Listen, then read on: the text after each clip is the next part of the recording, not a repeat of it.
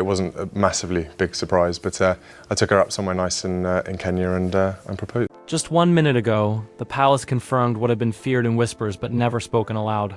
Catherine faced a private medical crisis far more serious than previously understood. This was not a routine update.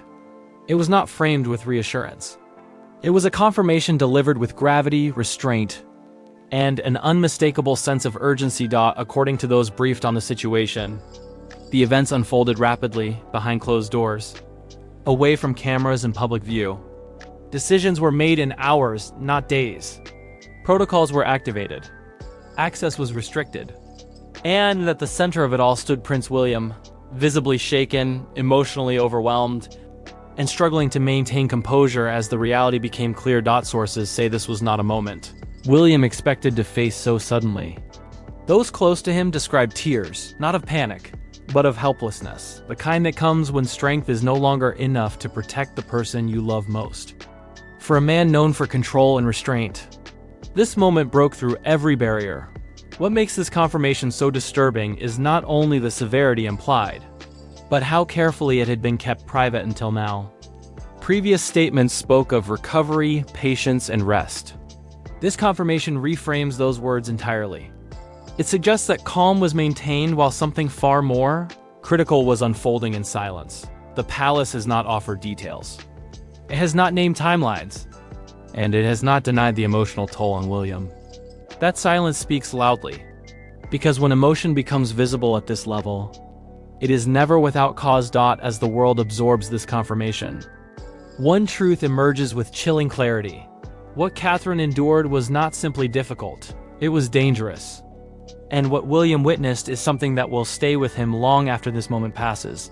The confirmation that emerged moments ago did not arrive with detail, but with weight. It acknowledged that Catherine had faced a private medical crisis, a phrase used sparingly, and only when circumstances demand gravity. In royal communication, such wording is never casual.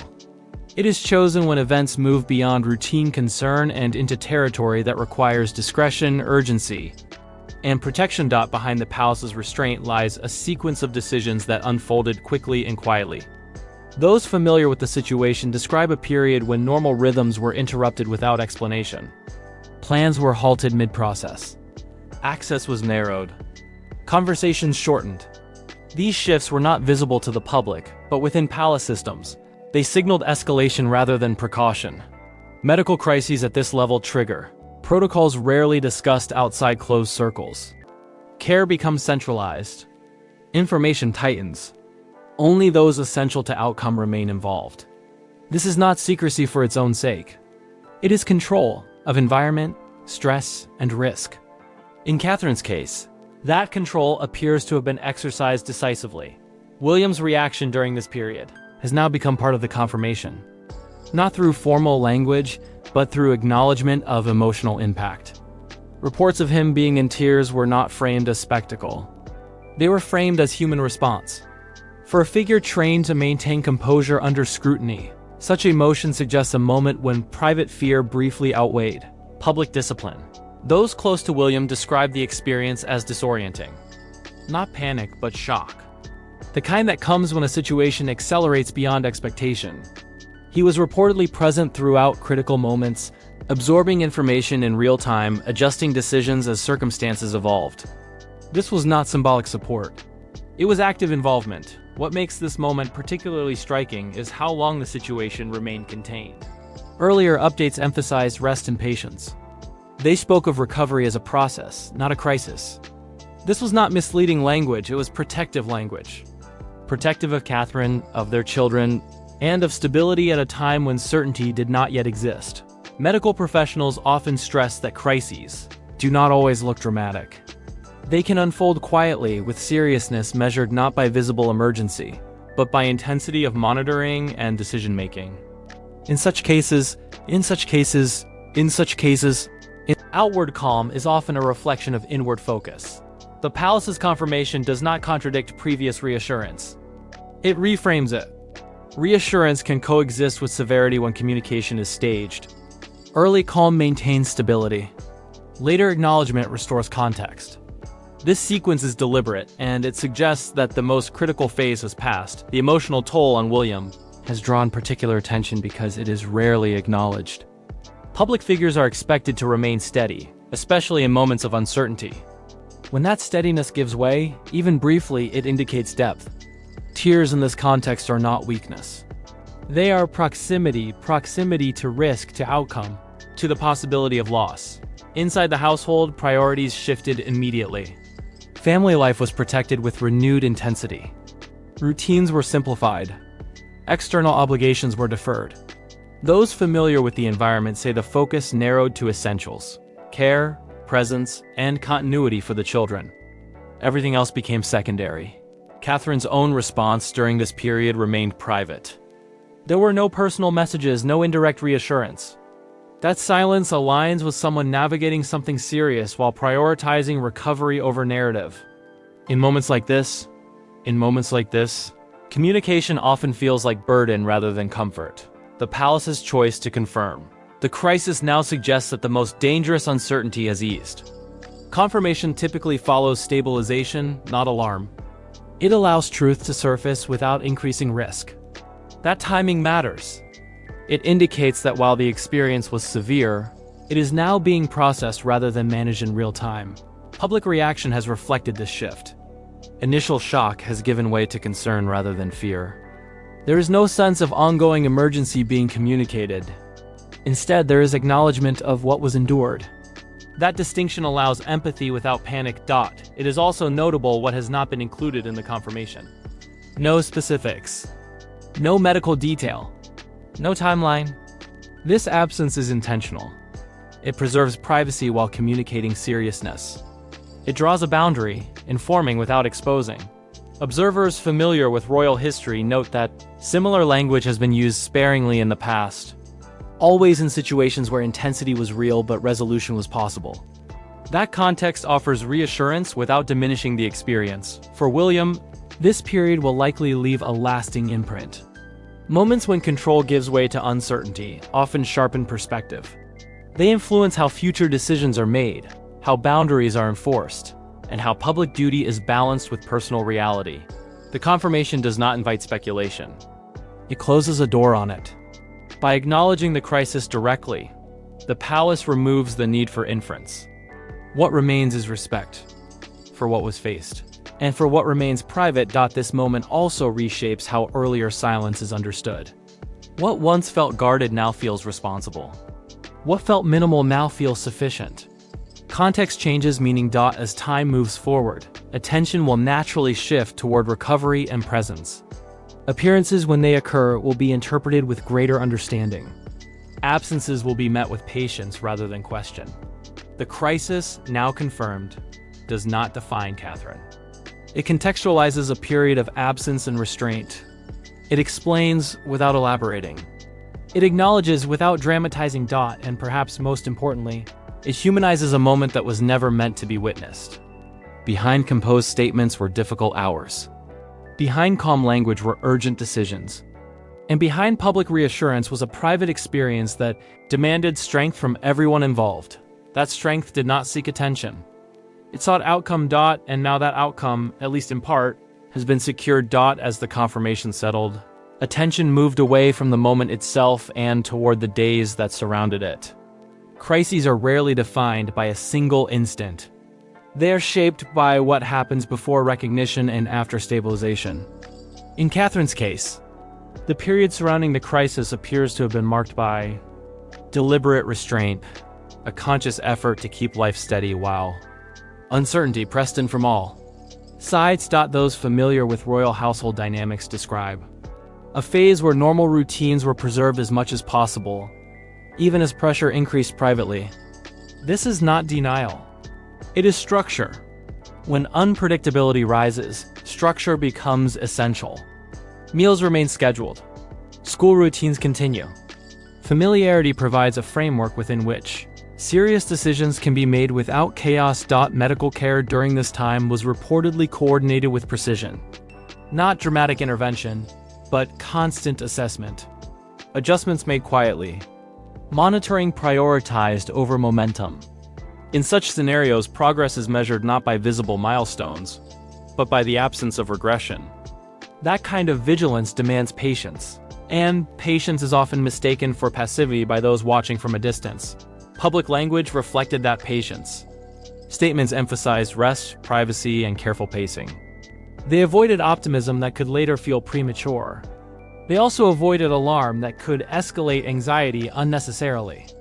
This balance is difficult to achieve, particularly under intense scrutiny. The consistency of that language suggests a coordinated approach rather than improvisation. William's role during this phase extended beyond presence. He became a stabilizing force within an environment where information changed quickly. Those close to him say he absorbed updates directly, without filter, and translated them into decisions that prioritized protection. Not only for Catherine, but for the children, whose sense of safety depended on continuity. Emotion in such circumstances is not a constant state. It arrives in waves. Moments of control give way to moments of release. Reports of William in tears reflect one such moment, not ongoing distress, but a release when the weight of uncertainty briefly lifted enough to be felt. That distinction matters. It suggests that fear had been contained until it no longer needed to be. Catherine's experience during this time remained entirely private. What can be inferred is limited to what her silence suggests. Silence in recovery often indicates focus. Focus on regaining strength without distraction. Focus on healing rather than explaining. This aligns with a pattern long associated with her approach to public life. Engagement by choice, not obligation. The palace's decision to confirm the crisis without elaboration reflects an understanding of narrative fatigue. Too much detail invites speculation. Too little acknowledgement invites mistrust. The confirmation struck a narrow path between the two, offering context without exposure. Public reaction evolved accordingly. Initial shock softened into empathy. Commentary slowed. Analysis became less about prediction and more about understanding. The audience did not demand further information. That restraint is rare, and it speaks to the trust built over time through consistency rather than transparency alone. Behind the scenes, attention shifted toward the future, not in terms of planning appearances, but in restoring equilibrium. The goal was not to return to normal, but to establish a new rhythm informed by what had been endured. In such moments, long-term decisions often change quietly. Boundaries become clearer. Priorities sharpen. This period may also explain why subsequent appearances, when they occurred, felt different. More intentional. Less frequent. The absence of commentary allowed presence to carry meaning on its own. Viewers interpreted pacing as choice rather than avoidance. It is worth noting that medical crises often recede from public view long before they resolve emotionally. Stabilization is not the same as closure. Recovery can be ongoing even when danger has passed. This gap between outcome and processing is where much of the emotional work occurs. For William, that processing appears to have taken place privately. He did not seek public reassurance or acknowledgement. He maintained routine where possible and presence where necessary. That approach reflects a leadership style shaped by experience, one that values containment over expression. The palace's silence following the confirmation further supports this reading. There was no effort to extend the narrative. No additional background briefings. No softening language offered to reinterpret the moment. Silence allowed the story to conclude naturally rather than be prolonged. This restraint also protects Catherine's autonomy. By not defining her experience publicly, the palace avoids reducing her to a medical narrative. She remains a person who endured something serious, not a subject of ongoing explanation. As days passed, the focus of coverage shifted elsewhere. That shift did not diminish the significance of the confirmation. It affirmed that the moment had been acknowledged sufficiently. Understanding had replaced curiosity. Looking back, the sequence now appears coherent. Quiet management during uncertainty. Controlled communication during risk. Confirmation after stabilization. Each step served a purpose. None contradicted the other. The emotional impact of the crisis, now acknowledged, does not require ongoing emphasis. It requires respect. Respect for privacy. Respect for recovery. Respect for the understanding that not all truths need elaboration to be real. This episode also reinforces a broader lesson about public life. Visibility does not equate to access. Statements do not equate to full disclosure. And silence does not equate to absence. Often, it is the space where the most important work is done. As the family continues forward, attention will likely remain measured. There is no appetite for dramatization and no need for it. The confirmation has done its work.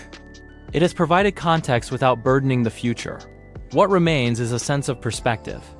Perspective on how fragile certainty can be, on how strength is often quiet, and on how leadership at its core is about protecting what matters most when it matters most. The crisis, now named, no longer defines the present. It explains the past. And in doing so, it allows the future to unfold without the weight of unanswered questions.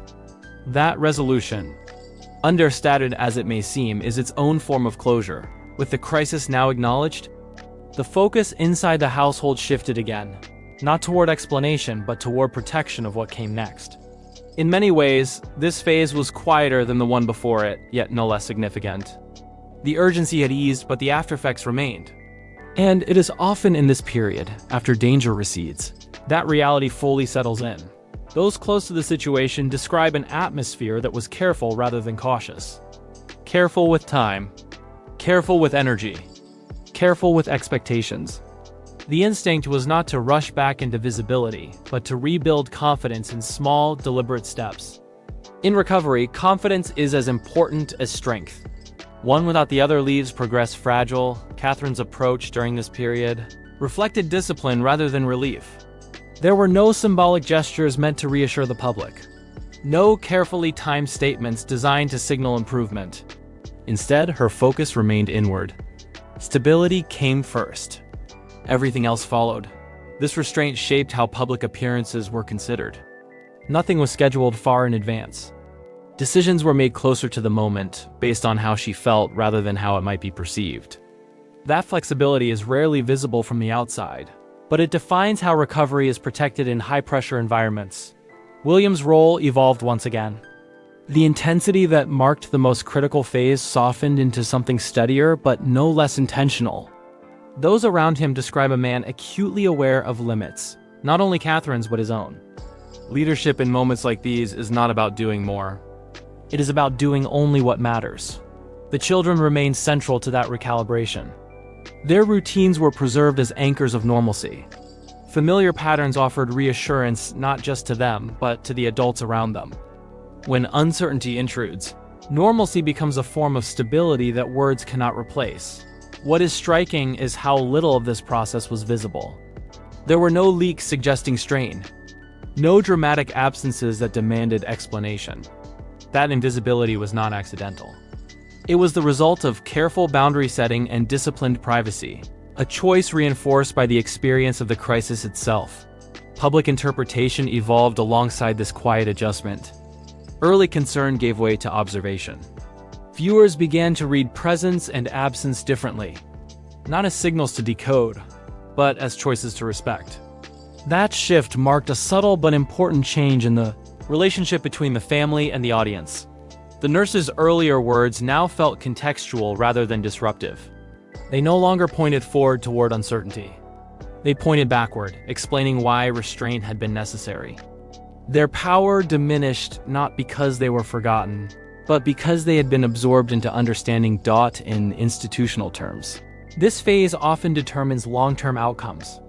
How boundaries are enforced after a crisis sets precedent. In this case, the message was clear. Privacy is not negotiable when well-being is at stake. Visibility will be guided by readiness, not expectation. This has implications beyond the immediate moment. Experiences like this tend to recalibrate how public roles are approached permanently. Engagements may resume, but the criteria for participation often change. Pace becomes deliberate. Recovery is treated as ongoing rather than complete. Those familiar with Catherine's work note that this aligns with her long-standing emphasis on mental and emotional well-being.